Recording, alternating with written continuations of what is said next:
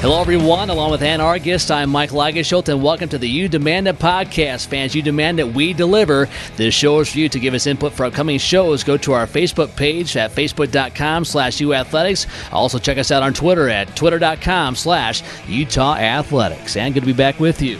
Absolutely, Mike, and what a great way to end the month of September. You know, Utah football in the dominating fashion that it operates in closed Saturday with beating San Jose State 56-3. And I think really all the fans had such a great contribution, some great home attendance. We've been sold out for every game, and now we're ranked 13th in the AP poll and 12th in the coaches poll, which I really think starts to talk about our national dominance and the national respect that we're starting to get for our Utah football program. Running the bye week at 4-0 and excited to hear about where we're headed with our program for the rest of the season. Well, certainly a lot of positives, and for the Utes on Saturday, Jordan Wynn back at quarterback, and Utah very sound in that game. Just one penalty, that was a false start on Utah's final offensive series of subs were in at that point. Offensively, 427 yards of offense. Touchdowns were scored by 8 different players, and defensively, the Spartans just 1 for 12 on third down, so a very sound performance for the Utes to go 4-0. And I think one other facet that has to be talked about is our fans. We actually captured the 20th straight win at home, and I really think this has turned into our house. There's no denying that Rice Eccles Stadium is owned by our Utah fans. Salt Lake City, this is our city, this is our team, this is our town.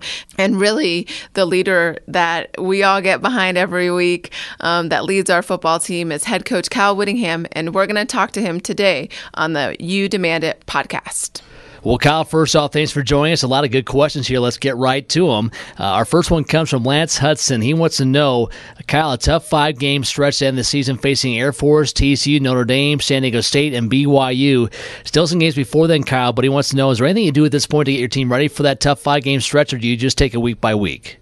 Well, we prepare exactly the same way each and every week. You know, if there was a better way to prepare for or any one method that was superior, we'd use that every single week. And so we feel like we have a pretty good preparation model that we follow, and we have models based on regular weeks, short weeks, long weeks, because sometimes you play on Thursday, sometimes you're coming off buys, and so there's a lot of variables in there, but we have a system in place or a model in place that we use for all those situations. And like I said, we don't prepare any differently for any particular opponent. It's all, we feel like we have a good system, and we adhere to that. Well, Kyle, the bye week comes up this week. Chris Ford wants to know about that, asking, is there anything you want to work on during the bye week? Do you work on some things maybe for down the road, like the Air Force option and so forth, or do you just try to get your guys some rest this week? Well, the bye week is you want to strike a balance between keeping your edge and continue to stay sharp, while at the same time get some rest time for your players. And so that's the way we handle it with the travel squad. We practice 3 of the 5 days, Monday through Friday, give them the weekend off, but yet still give them enough downtime where they get their legs back underneath them and so forth. Now, the young guys, we practice those guys every day, the developmental squad, because this is a great week to get them extra fundamental and technique work. All right, Coach, and the start time for Iowa State was just determined on Monday. Does knowing the game time not until 10 to 12 days out, does that affect your preparation in any way? No, not at all, because we're used to varying kickoff times throughout the entire year, and so we've got all the way from a noon kickoff to 7 or 8 p.m. is the latest that they usually get, and so we have again a model in place for whatever time kickoff is, and we just structure that day as per the kickoff time, and so it doesn't really have any impact on us as long as we know at least a week out. That would be plenty of time to make adjustments. Well, Coach, a question here from Steve Smith. He said, during the San Jose State game, it looked like the playbook was opened up a little bit. Was that a result of the defense San Jose State ran? Was it Jordan Wynn calling more plays of his own at the line, or was it a plan by you and the staff to open things up a bit this week? Well, we just tweak things each and every week, and we have some new wrinkles each week, and we didn't really have any more volume to our playbook this week than any other. We may have got to more things because things were working, and so when things work, you just keep taking a look at everything on the game plan. But with both quarterbacks, Jordan and when Terrence was playing, we had no limitations on what was available to Coach Roderick up in the box to call. Both those guys are very intelligent and very capable of running essentially anything that we have. And Chris Jones has another burning offensive question. Will Griff Robles ever throw a pass? Someday, that day will come. He's got a very capable arm, I can tell you that. He's got a strong arm. He's he's a big, strong kid, and obviously everyone's had a chance to see what his running abilities are. But we're going to continue getting him in the game, hopefully each and every week, with a certain package of plays. And at some point in time, yes, he will be able to throw the football. All right, Kyle, let's get to some off-the-field personal type questions. People know a lot of superstitions around sports. Someone asked, do you have any superstitions of your own or any rituals you do to get ready for a game? Nothing out of the ordinary, but I am a creature of habit. I like to, have the same routine in place, and so I wouldn't say there's anything that is superstitious about it.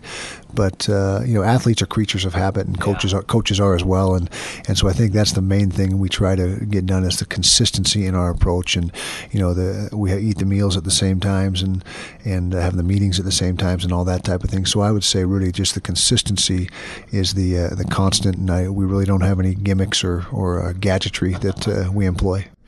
It's hard to imagine you not being a football coach, but what would you be doing if you weren't coaching? I've asked myself that question a bunch, and I think I would most likely be a school teacher. I've got a degree in educational psychology and certified in special ed, K through 12. And, as a football coach, you're really a teacher. I mean, that's what it boils down to. And so,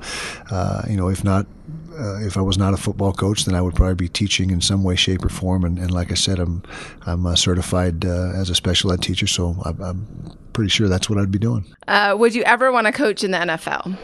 The NFL has always intrigued me. My father was in the NFL for several years, and I have several close friends that are coaches in the NFL, and that's something that I think would be an exciting opportunity. But right now I'm firmly entrenched at the University of Utah and having a great time and have one of the best jobs in America. But down the road you never know. But that's something that certainly captures my imagination or my attention. Well, speaking of coaching, you've had some players go on to be coaches, Brian Johnson, Morgan Scully, to name a couple on this staff. Anyone on this year's team that you've looked at and said, hey, they're a coach maybe down the road? I think we have a lot of candidates, and we've had a lot of our former players go on to be graduate assistants and then work their way up through the ranks. And I don't want to single anybody out on this team, but I know that there's probably a couple dozen of these guys that would make excellent coaches. And last year we had Robert Conley, who's a grad assistant now at a school in Texas, and Jason Kafusi just hooked up at Weber State last year, and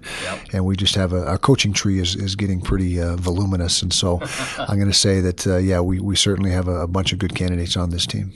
Well, good. Well, away from the game, you're known to be a rock music fan. If you can pick out one concert event or maybe a favorite live CD that you have in your collection, what would that be? Well, the favorite concert, it'd be a tie between AC/DC and Paul McCartney. Okay. I went to AC/DC about 5 or 6 years ago, and that was phenomenal. And then Paul McCartney just this past summer, and that was great. And then there's been some great concerts in addition. The Eagles, the Rolling Stones, that would be close runners up, but I'd say those two would stand out. Very nice. Keep the rock going. Anyone who's been around football kind of knows football coaches love to eat.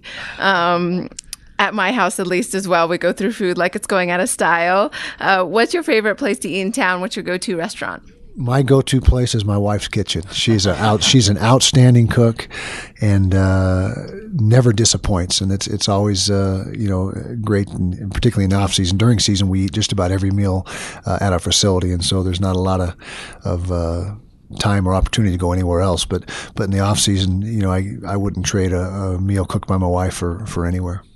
Thanks, Coach Whitt, for joining us today. And of course, you took all the grilling of the football and non-football questions really well. I also just want to give a special shout to Coach. I think every interaction we have with Kyle, we really realize how special of a coach we have here at Utah and how much we really value his leadership and his championship attitude. I think as rabid fans that we all are, we really do appreciate having Coach as our leader and everything that he does for our program. And no question, and I will second that. Well, the Utes are off their bye this week. They're back in action Saturday, October 9th, when the Utes take on Iowa State in Ames, Iowa. That game will kick off at 5 p.m. Mountain Time. You can see it on Fox College Sports. Before then, back with one more show next week when we'll catch up with senior defensive end Christian Cox. And again, fans, this show is all about you, so make sure that you're submitting your questions either on Facebook or Twitter so we can ask exactly what you want to know. All right, that will do it for our show for this week. For You Demand It, for Ann Argus, I'm Mike Lagesholt. Until next time, so long, everybody.